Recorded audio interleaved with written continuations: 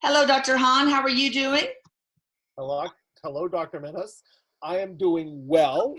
Good. I'm doing well, and I'm so glad to be talking with you, really. Good. You can call me Elisa. You don't have to call me Dr. Medhus. I should just call you Andy, Dr. too. Andy. Or you can just call me Elisa. I don't care. I'll call you Elisa, and you can call me Andy. There we go. All right. We got a plan. Now, tell me about the exciting podcast YouTube we have going on today. I will do that.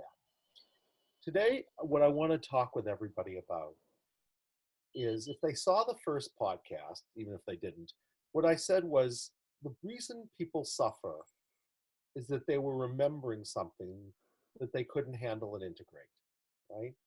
And I said, that's what I think trauma is simply. I think trauma simply is something that can't be handled and integrated. Absolutely. Absolutely. And, today what I want to talk about is you actually remember two things and that you treat them very differently. The first thing you remember is the thing you couldn't handle and integrate. And the second thing you remember is how you try to protect yourself from never having it happen again. Oh. So really there is, from my point of view, when somebody can't handle and integrate something, they often make a choice that they're not aware of because they make the choice at the time they couldn't handle and integrate something. So they're not all there and they make a choice. But then what happens is they forgot they made the choice. And so they begin to think they are the choice as opposed to they made a choice. And then they suffer because the choice always, by definition, limits them.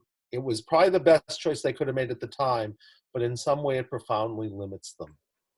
And as a result, they come in and they say that they're miserable about something, but really what they're miserable about is like an aspect of their being that they asked to protect them. What they ought to be really doing from that point of view is to say, I am so grateful because you probably kept me alive, but that was then, and this is now, and now it's time to make a different choice. And so when people say you ought to be grateful about your suffering, well, you could say on a soul level, it's true you ought to be grateful on one level about all suffering because all of it is an invitation to heal and grow, right? So even the most terrible things you could say, you meet someone where they are. So like, if you have a terrible experience and I'm working with you, I have to meet you in your humanness, right? But at some point or other, we're going to say, now we have to see, how is this serving?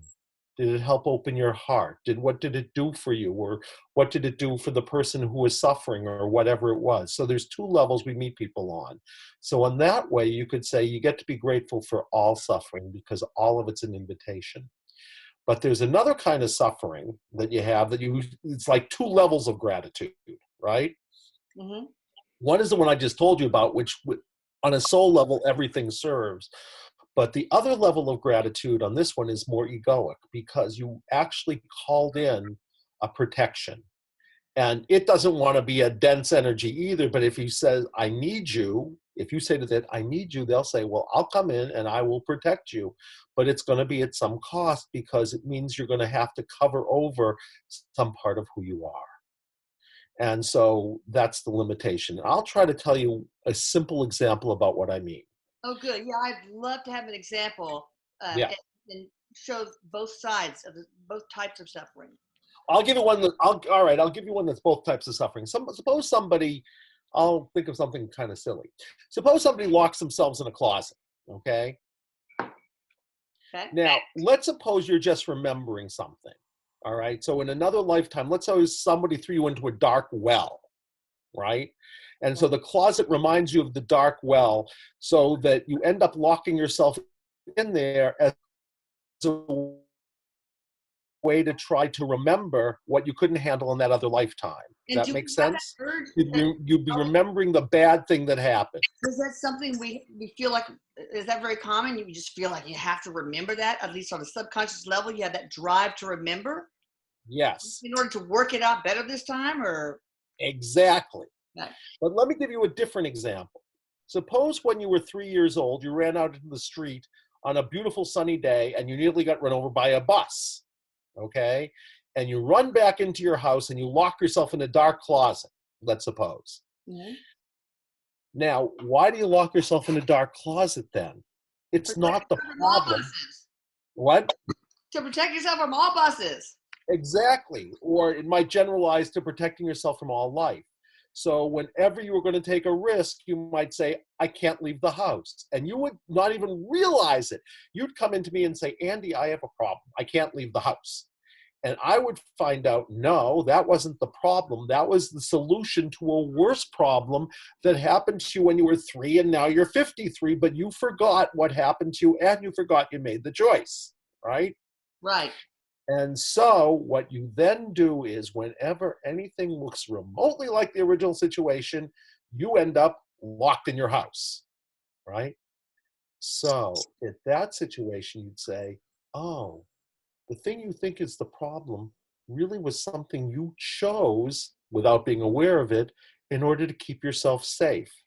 And it really was probably the best choice you could have made at the time. But the problem then is you forgot you made a choice. And so it feels like this is now, you're a victim to this thing and its fate, as opposed to it was just a choice you made.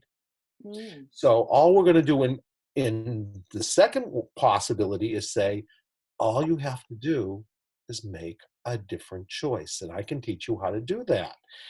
And at that point, of course, you would say, I'm grateful to the protector, who's the one I call agoraphobia, because it's not the problem. I just thought it was a problem. It was really a protecting solution that was a choice I made when I was 3. It was a knight on the white horse. Exactly. It was a knight on a white horse. Yeah. Yeah. Or in this case, a knight maybe on a dark horse because you put yourself in a closet. But be that as it may, yes, it was a knight. It was a protector. And you always have to be grateful for protectors. Mm. You just didn't know it was a protector, right? Right. So what I want to say is there are example after example that I have of people who come in where they are certain that not being a relationship is their problem, but it really protected them from loss. Or depression was a problem, but it really protected them from something that was too painful. Or over and over and over again, I see these things where people think that they know what the problem is, but really the problem is the solution. Well, Okay? let me ask you this: how would depression protect you from anything? All right, I'm going to give you my favorite case, although, again, then I'm going to give you some less dramatic cases. Since you asked me, I will tell you. Okay. Because one of my favorite cases was about a boy, a young man, who was 21, and he had his 3rd major depression that happened at the same time. So it had happened 3 years in a row, and everybody was sure it was biological because it sounded like a biological depression, okay? At the same time every Same year. time every year. And it showed up like, I have no interest in life. I have no appetite. I just, um, I don't care about anything. The way he described it is, I just don't care about anything. Okay. So I found out in this case that the thing he called his depression, which he described as I don't care about anything, started when he was 3. And I also found out, and it was not biological at all. I did my muscle testing, which we talked about in the last one, and I found out that the thing he calls his depression wasn't biological, even though, and his mother actually had called me up because they were going to put him on these major antidepressant medication, which I mean, I have, sometimes that can do very good things for people because I think anything can move energy, right? And Oh. some people, medication actually opens their heart chakra, but some people it doesn't do that for at all. But that's a longer and deeper subject. But anyway, so they were going to put him onto this major antidepressant medication because he kept getting depressed, same time every year around Christmas time. So I found out that it wasn't biological, and it was a choice he had made when he was 3 years old, his depression. And he looked at me just the way you're kind of looking at me now, like I had 3 heads, like my depression is a choice. No. No, I know And exactly what you're talking about. I said, yeah, it says it was a choice. So let's find out when you made it. So what I asked him to do was to become the choice, because we didn't know why he made the choice. We just knew that he made a choice. And we found out through our diagnostic that it happened when he was 3 years old, okay? So he becomes the choice, which is the thing he called his depression, which is like, I don't care about anything. And what he feels in his body is like this, like what he described it as, I remember this actually, it was, even though this is now, my goodness, almost 20 years ago. Um, he described it as sort of like sticky, wet, gross oatmeal feeling. So I said to him, okay, we're going to have you become sticky, wet, gross oatmeal feeling in chest. That's your name. And that's the name of the 3-year-old you. His name is little, he lets me use his name actually. His name is actually Nate. But I said little Nate and sticky, wet, gross oatmeal are the same thing, except that's your protection called I don't care about anything, which is how he described his depression. So I said, become the oatmeal, okay? And he becomes the oatmeal. And then he found a very interesting story, which I will share with you, which he had vaguely heard about, but had no real recollection of.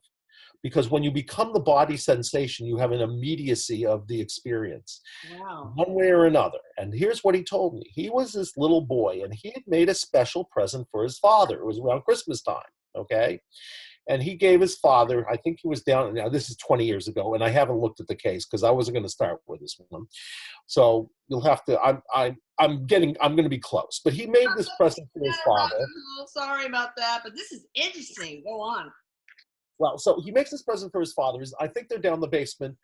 And he gives his father this special gift that he made him. And his father, who was having a very hard time, pushed him away. And so he says, Daddy, take my gift, or some reasonable facsimile thereof. And his father starts to walk up the stairs and pushes him away. And he's like holding on to his father and trying to get his father to take the gift.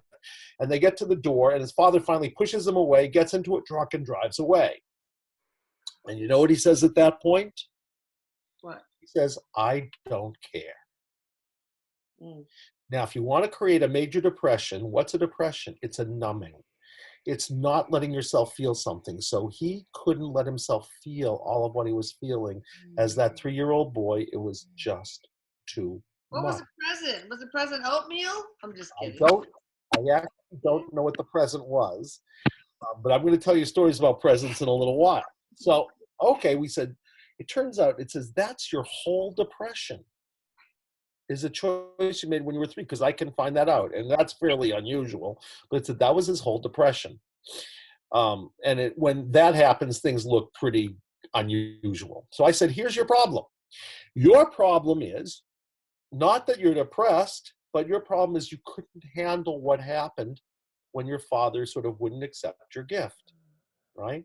So what we're going to do is we're going to change all of that." Because we're going to get you to make a different choice. Because the key is your depression, which is the same as that wet, sticky, yucky oatmeal, are the same thing, okay? So here's what I said. Feel the wet, sticky, yucky oatmeal and put the picture of that 3-year-old you and your father across the room like it's in the past. Because this is one of the ways we deal with this. There are other ways, but this is a good way. And then what you're going to do is, since you made a choice to bring this thing in, you can thank it and say, thank you so much.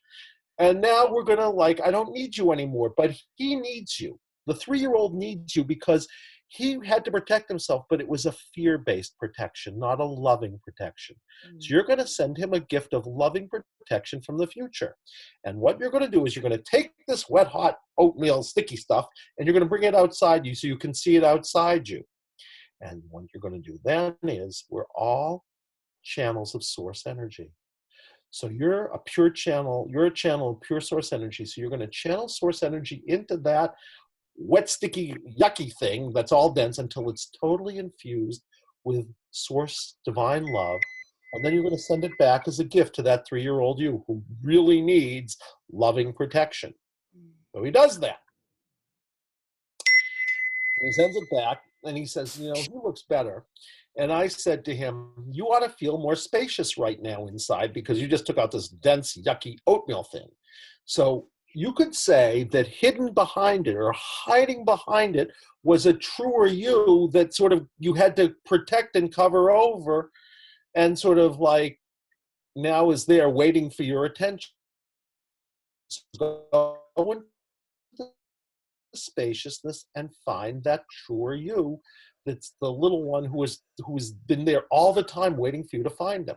So he goes into the spaciousness inside. He says, oh my God, I found this like little boy, and he's got golden hair, and he's dancing around, and he's so happy and creative and everything. And I said, here's what you're going to do. You're going to put your hand very lovingly on your body where he's been hiding, okay? And you're going to invite him to come out and touch your hand and expand forward and back and left and right and up and down until he kind of fills you fully up and you are him.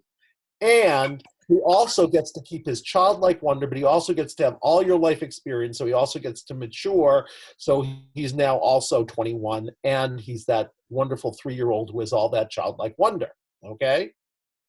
And he does that, and he gets this lovely smile on his face, just like you are.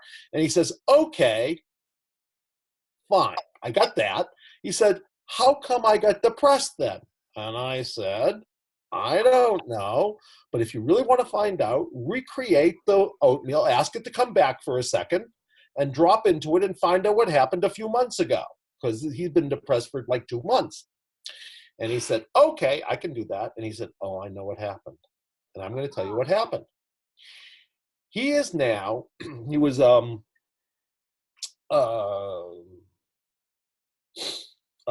freshman in college, and he was the head of an improv troupe. And they were having their opening around Christmas time. And he went to his father, who is now remarried and had 2 little baby people. And he said, Dad, I'd love you to come to my opening. And Dad said, I really wish I could, but I can't. I have these 2 little toddlers, and we've made decisions not to go out, so I'm so sorry I can't come. And you know what he says? He says, no problem, Dad, I don't care. Now, he had no recollection of this, and the next day he went into a major depression that had lasted for a couple of months. Wow. So he said, smarty pants, because he's getting a little bit playful now. He said, what happened the year before that? Because my dad went to my opening.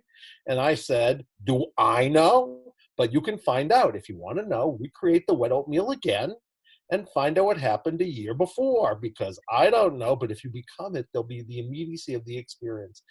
And he then had a memory that was a very powerful, subtle memory.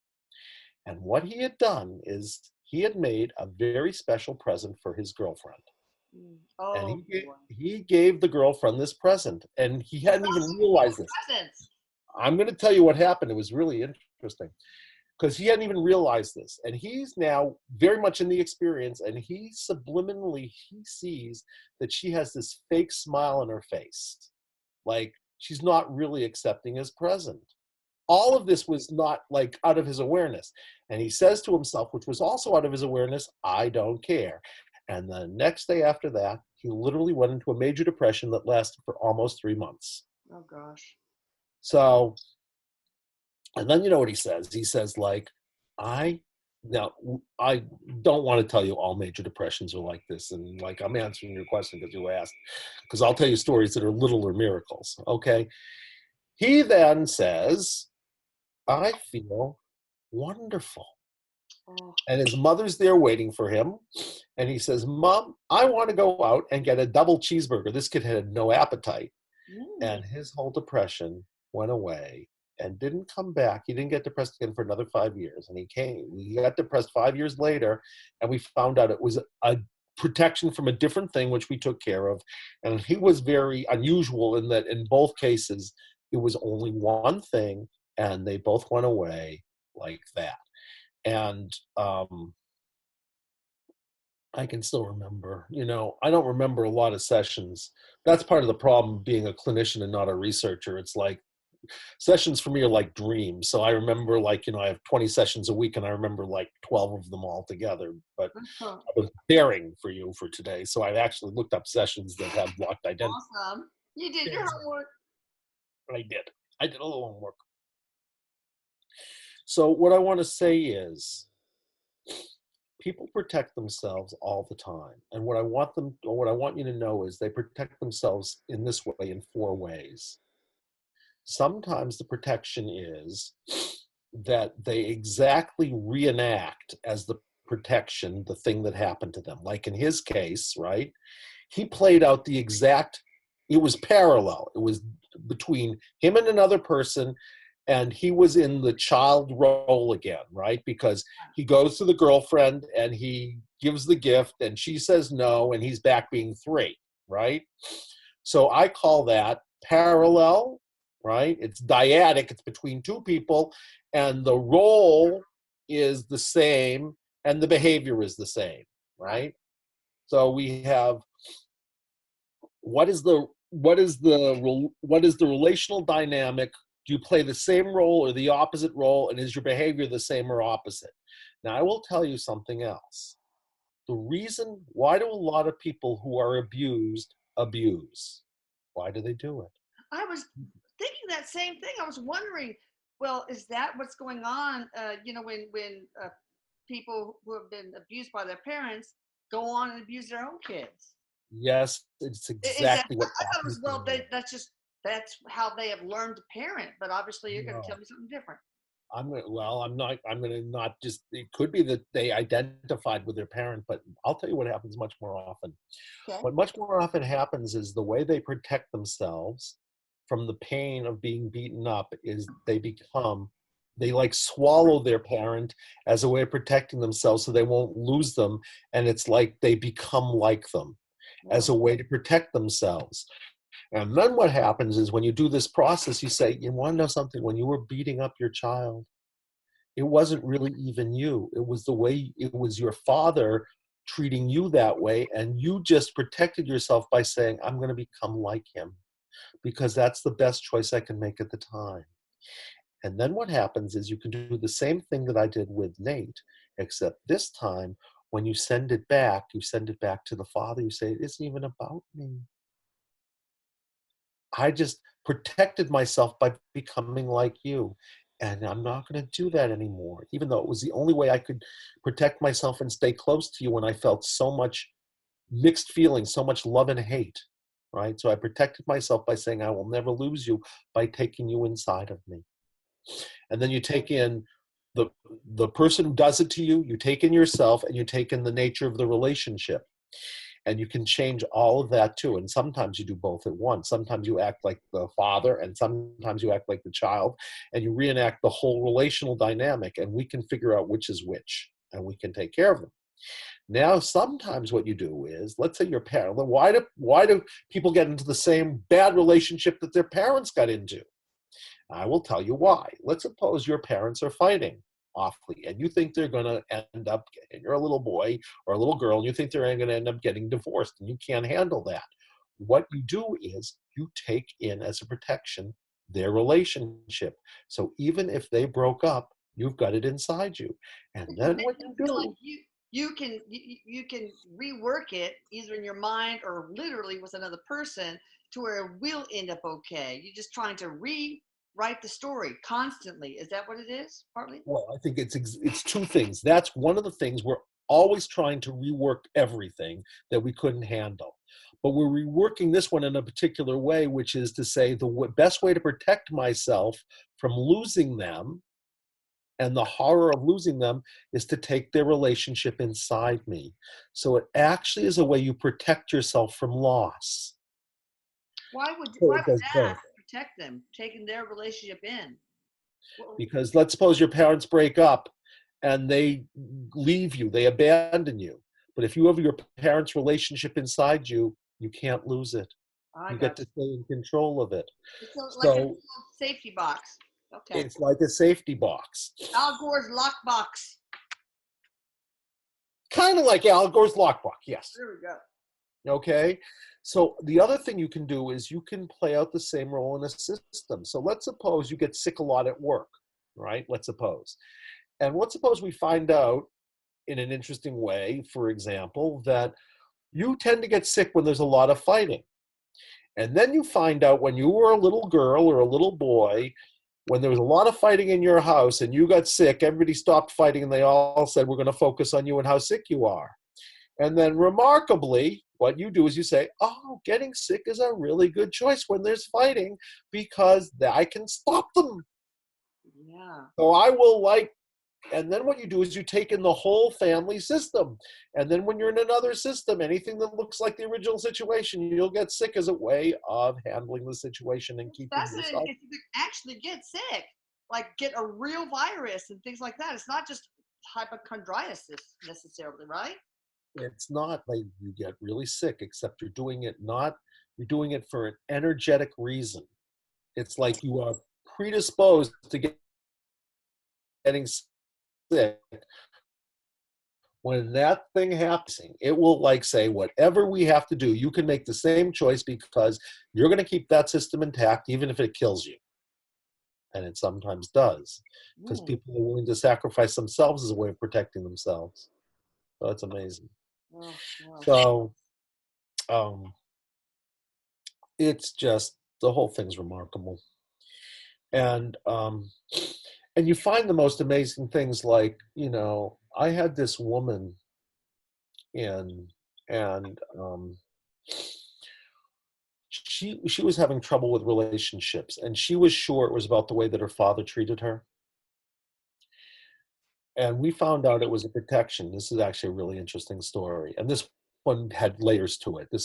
And actually it had several layers, some of which were all blocked identities. We call these things blocked identities because your identity gets blocked in a moment Yeah. when you make that choice, right?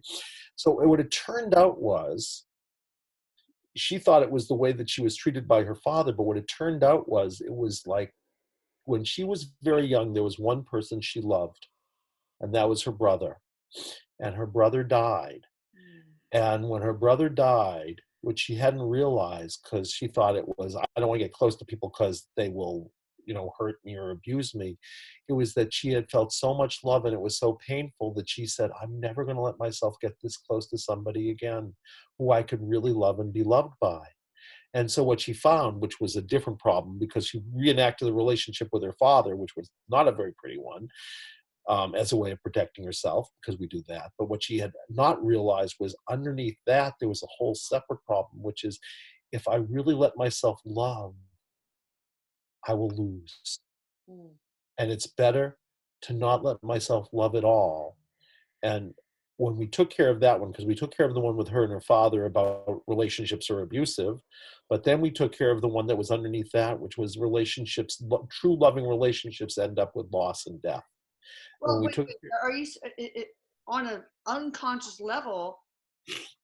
Is she saying if I open my heart and love somebody, then that will cause them to die, or is it yes, I will be affected by their death and hurt both. from their death? Because it happened when she was young enough that she actually felt a little responsible for it. Oh, I So there see. was a belief underneath it that I will cause their death. But the stronger belief was, if I open my heart in this way, they will die and I will lose them. Oh And gosh. I'd rather not have anything going on with me than have to do that.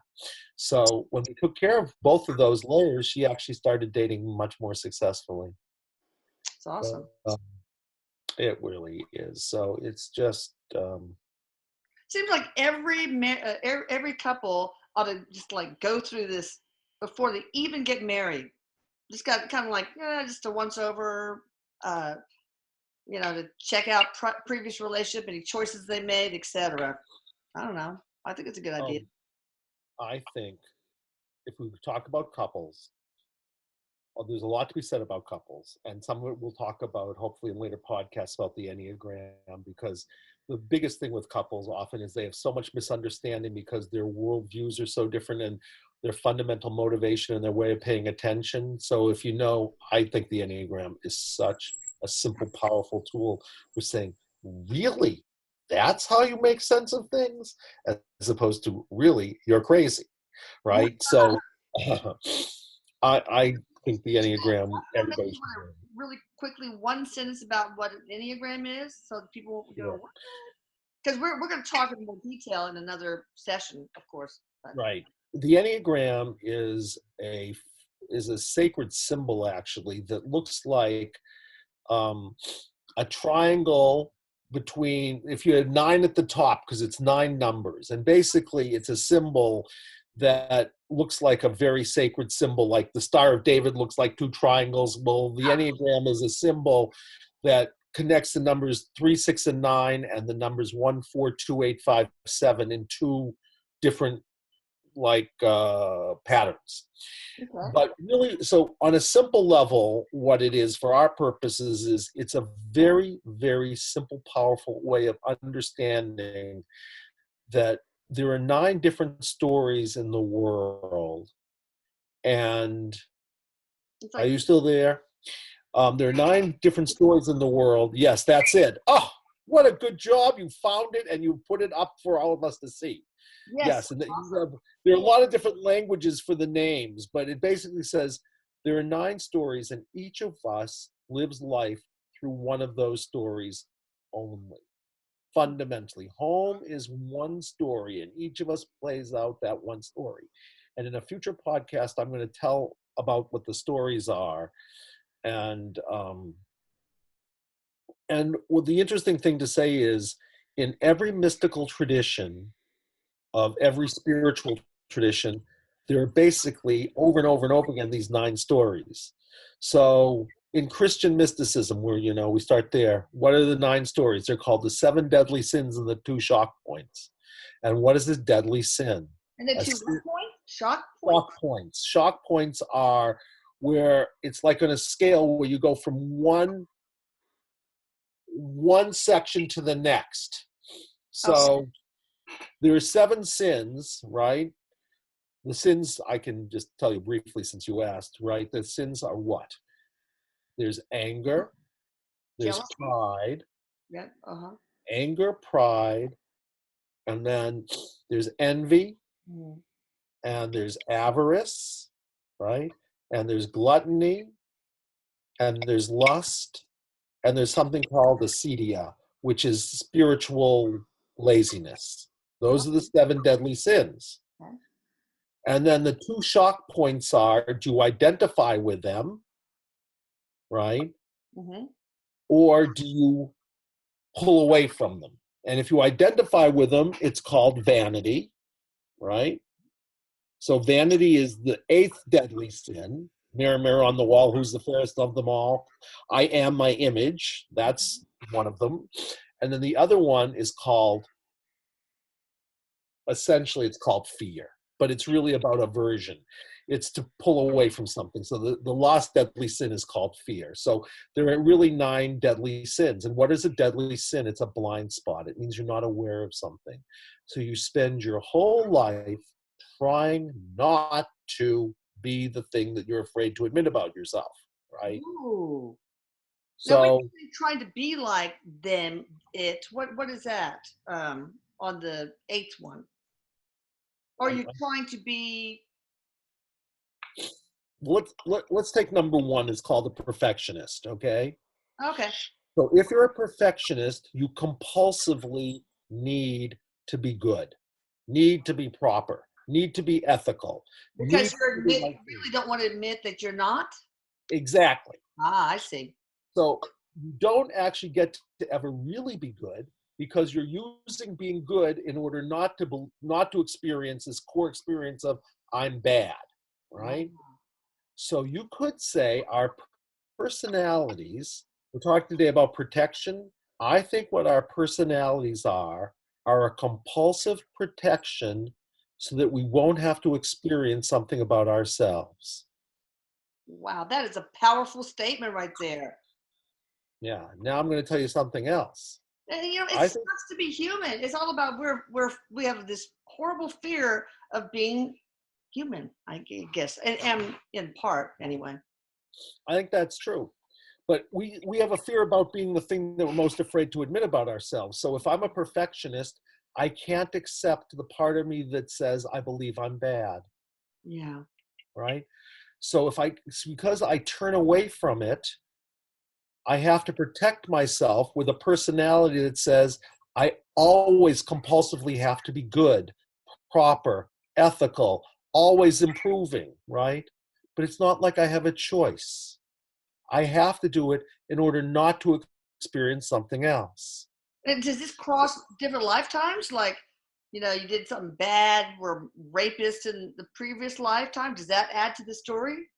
It adds to it. Can you be a different? number in different lives, or does it sort of follow you? I think you are totally different numbers. I think you have different personalities in different lifetimes. Okay. Having gone back, I know what my personality is in this lifetime, and sometimes my personality isn't this personality. Okay. Because we all have access to all of the human experience. It's just that True.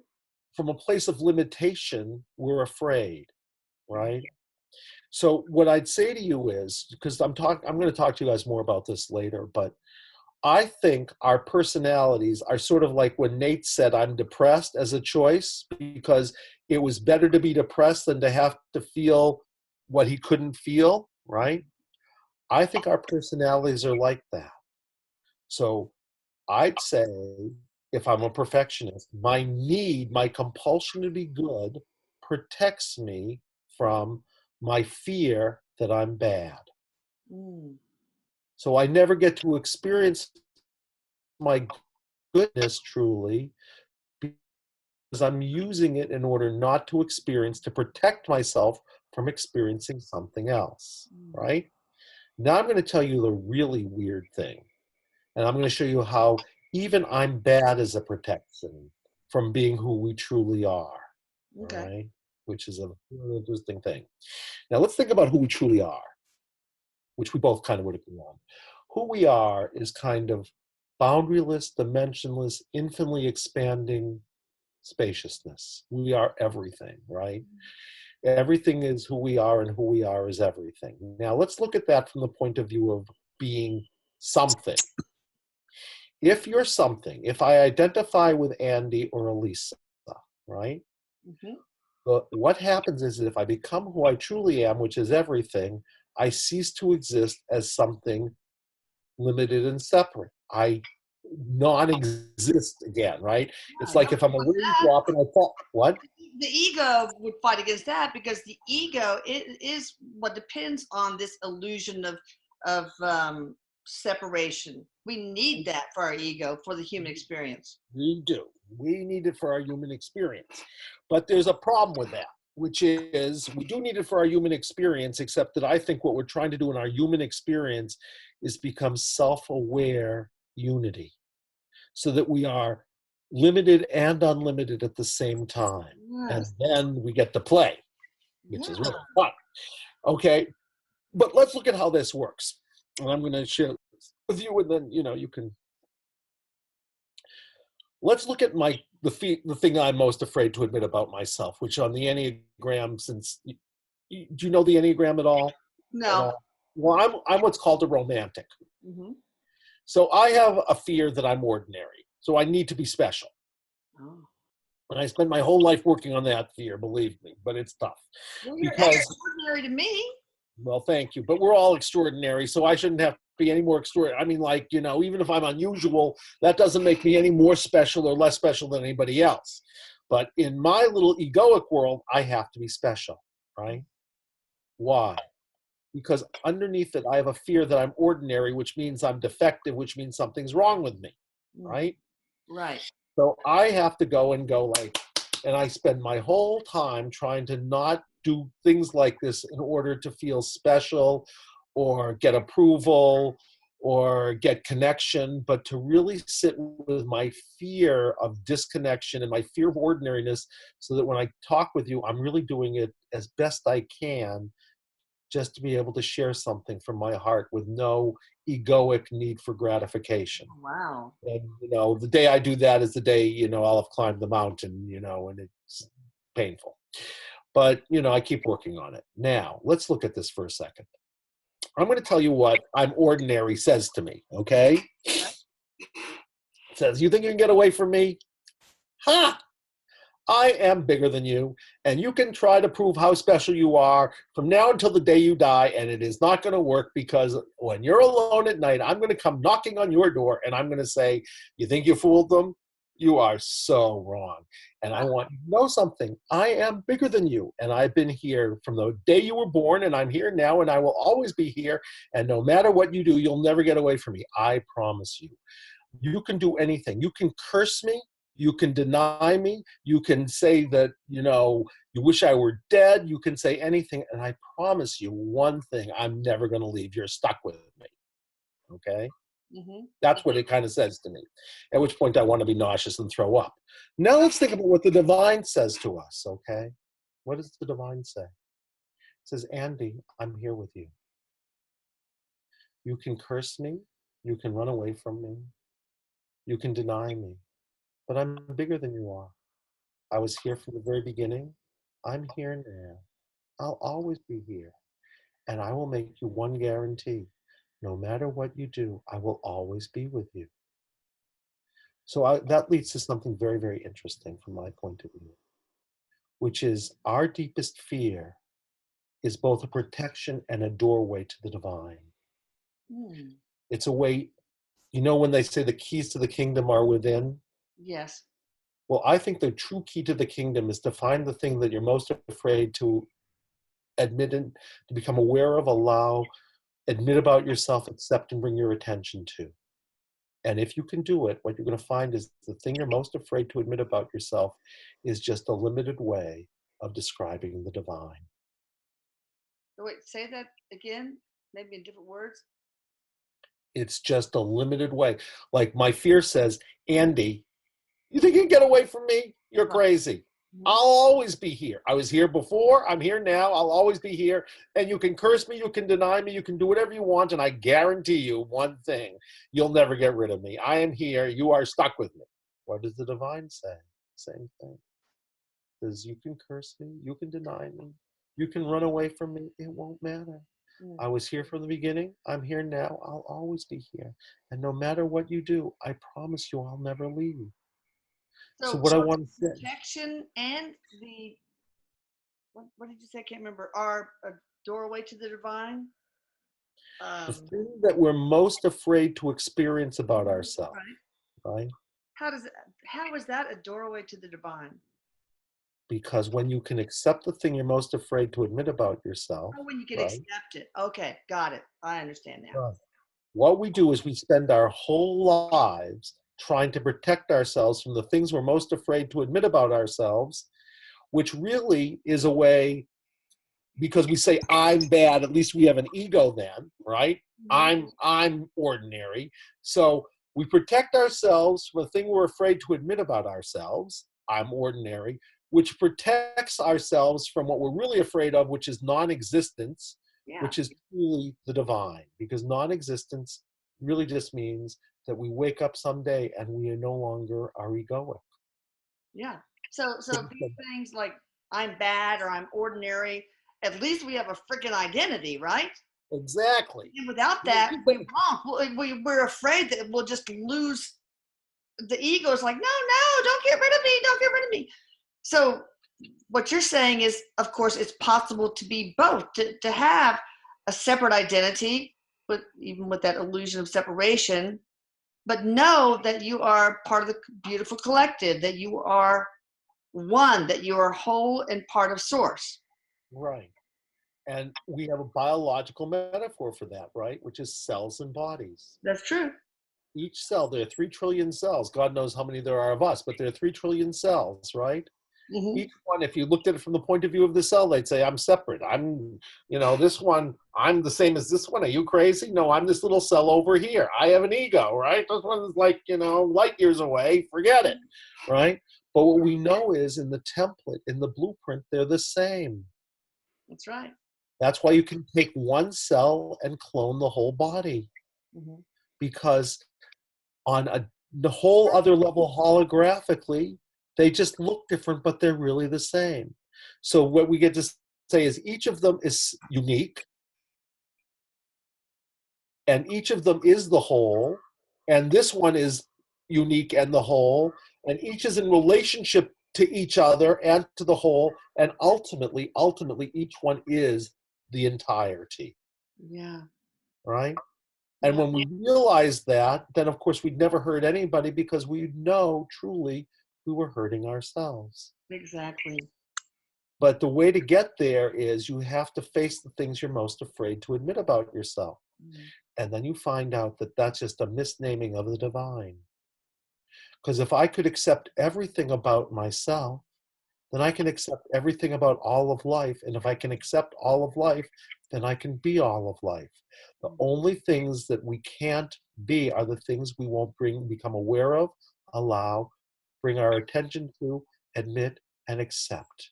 And if we could do that with everything, if we could do that, we would say, oh, there's nothing to be afraid of.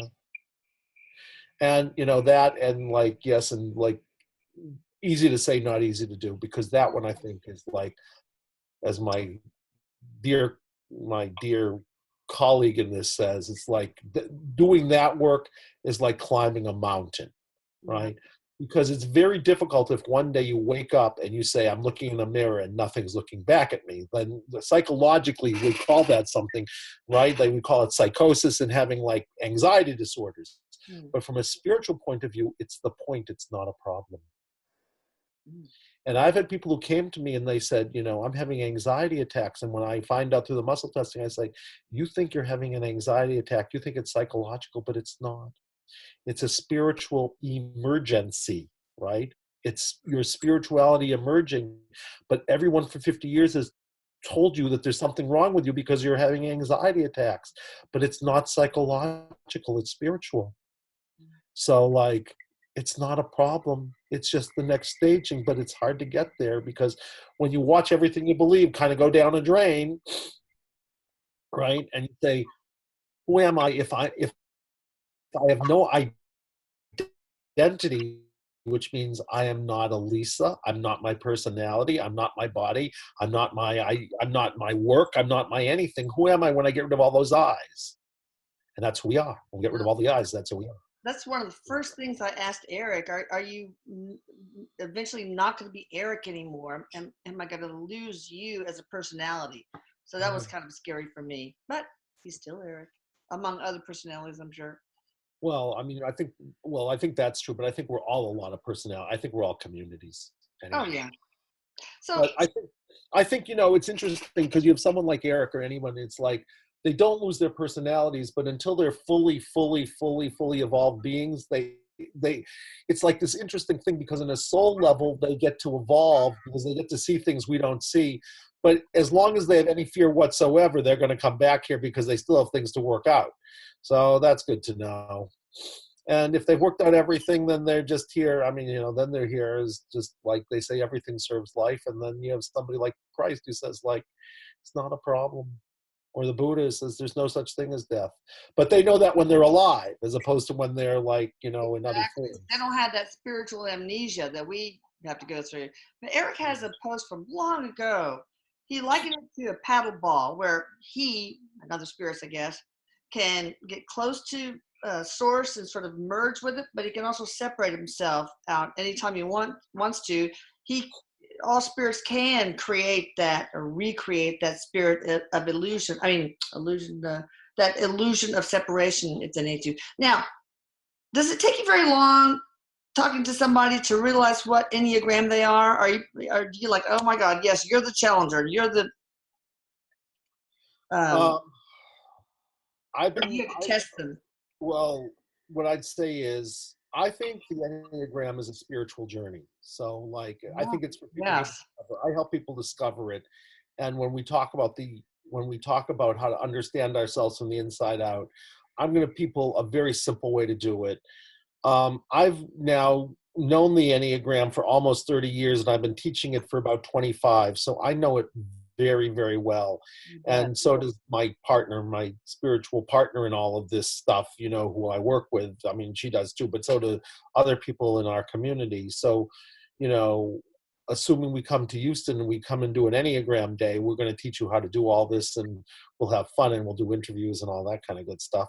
Ooh. Uh, and we will share with you how to not only how to discover who you are, but we'll give you like ways of understanding it. And then the best way to learn is from the people themselves. And I'm very good at helping people, sort of drawing them out about their energetics, because um, you don't look at behavior. You always have to look at motivation and energetics, which I will describe to you when we have a talk on the Enneagram, which will hopefully be in about a month.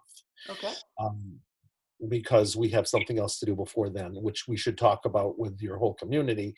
But I know I don't know how much longer we have, but you want to limit these things to an hour. Is there anything else? Because I've loved 40 this. minutes. That's pretty Right? much it. But I do want you to address the community with whatever you want before we close, and also remind them of how to get in touch with you. Okay, I will do both of those. And you can also be with yourself. And if there's anything you want to say or anything you want to reflect on or anything more you want to ask, Lisa, I really enjoy our interviews and, your insights and your questions. It's a pleasure. So what I want to say is this, hopefully, our next podcast is going to be a demonstration. And you've suggested a few people, and I'd like to throw them into the pot. But what I wanted to suggest to your whole community, or anyone who sees this podcast, or you can invite your whole community, is I'm going to do a session with somebody. And, what I will give them, which we haven't talked about, if for some reason something comes up in the session that they say, I don't want that out there, I'm never going to force somebody to be on a video in front of tens of thousands of people. So I have to say that, right? That's only fair. Oh, You yeah. can always say no. Yeah. But the chances are, if you get selected through however we're going to select you, whether it's muscle testing or something else, and you volunteer to do this, the thing you have to know is you're going to get a free session, obviously. That's pretty big. You'll also get, you'll probably be doing something, if you get selected, it'll probably be for you, but for our whole community and the collective too. And the chances are you're going to be working on something that will not reveal very much about you in terms of this lifetime. I can't guarantee it, but usually if it's going to reveal something very sensitive in this lifetime, whoever is the volunteer probably will be ready for it, because I've done demonstrations where the most amazing things have come out that people would have thought would have wanted to be kept secret, but the people say, even if it was, in one case, a horrendous case of sexual abuse that this woman had totally repressed, and it came out in front of a whole community, and she said there was the most healing thing that ever happened was that I get to share it with all these people who are loving and supporting me. And I actually remember that session. But you never know what's going to happen when you do a live session. That's the joy of it. So, but I mean, we don't post it live, guys, so we can always cut things out, or you can always do that. obviously. Yeah. But what I want to suggest is, if anybody wants to do this, that you send it out to your community. But the way to protect ourselves from so many emails is, if you want to do it, just put it as a comment at the end of this podcast, because there's a comment section. And if you want to do it, I will get everybody who's there, and then you and I can figure it out. But the most logical way is I'll stand aside, because I really have no stake, and I'll muscle test whoever's supposed to do it. And that whatever comes out of that, I'm going to assume is for their highest good, for your community's highest good, which is our community to some degree, and for life's highest good. And we'll just see who gets selected. And the one thing I will guarantee, which is important to say, is I really, as best I can, stand aside. I do a prayer to not really have my ego get involved at all. And then I get sort of, I wonder who's going to show up, sort of like you. So, that will be hopefully our next time together. And then after that, we'll do something with the Enneagram. And we'll probably do two things on the Enneagram. One, because I just want to give you the overview of how to understand people from the inside out. But then what I'll do is I'm going to teach you about these core fears that are underlying, and that will take a separate time, and how you can really go into the things you're most afraid to experience about yourself, so you won't be so afraid of them anymore, and that you can be free. And that's the hope for our next 3 sessions when we do this. So that's going to be in a week. So I will then. That's 2 weeks. Wait for the transcript, right? And then post it. No, that's going to be in 2 weeks, right? We do it every other week. Oh, yeah, that's every other week. Yeah. Okay. That sounds good. And how can people reach you and your awesomeness? Well, thank you. The way they can reach us is, we have a new website. It's lifecenteredtherapy.com, and info@lifecenteredtherapy.com now does work, which is a good thing. And our phone number is 781-891-7448. And you can email us or call us. If we get inundated, we're a very small organization, so I promise you we will get back to you. And I'm very booked, but we have other people who do the work and can do it remotely. So wherever you are in the world, we can do this work with you about how we do our healing work. And if you want to know more about that and you haven't seen the first podcast that I did with Elisa, just go to the one called The End of Suffering, and it really does describe our whole work, and it's also on our website. It's hard to get sessions with me because I'm pretty booked, so I have a fairly long waiting list. But if you want to see me, you can even do that. It just means you have to wait. But if you want to see somebody who's really good, because the people we train, the framework is just from my point of view, it's so um, effective and efficient that if you know the framework, you know, in a way that can be very powerful, as I said in the first thing, I've been working on this thing forever. I've been doing it now for 25 years. I still learn things.